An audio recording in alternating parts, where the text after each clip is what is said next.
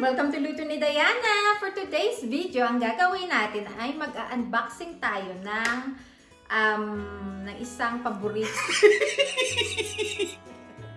Hi everyone! Welcome to LutoNiDiana! For today's video, ang gagawin natin ay mag-unboxing tayo ng isang bagay na matagal ko nang gustong bilhin.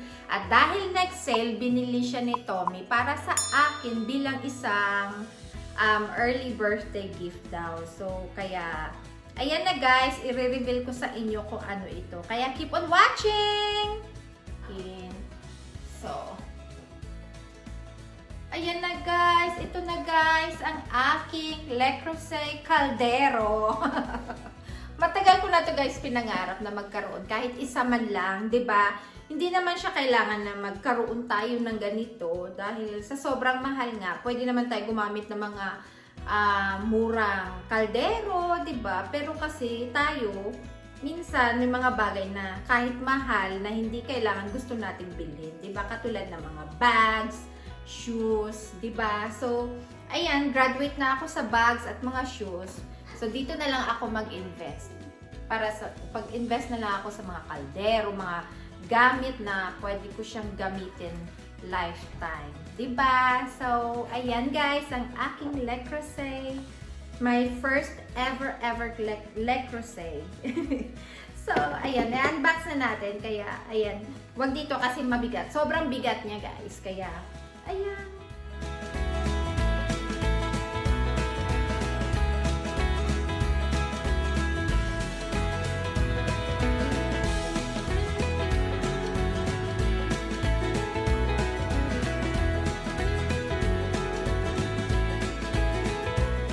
So, ayan guys, yung ating Creuset kaldero. So, here it is, the booklet with the instructions and warranty details in multiple language. So, alam naman natin na ang Creuset is made in France. So, nakikita nyo dyan, nakalagay talaga dyan na France. Ang laki-laki ng France sila. The diameter is 26 cm or 10 and 1/4 inches. And then the capacity is 6.3 liters. As in, malaki siya guys na kaldero. And the color is cerise. Alam nyo guys, takip pa lang, as in mabigat na. Kaya pag hinawakan nyo ito, hawakan nyo ng mabuti para hindi ito mahulog, baka matamaan yung paa natin, 'di ba? Aroy talaga pag natamaan.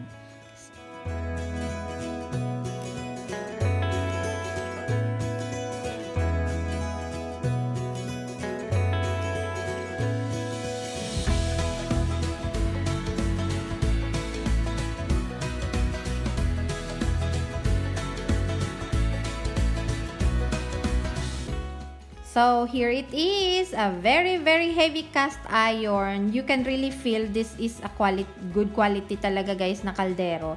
It can be used both as casserole and in the oven.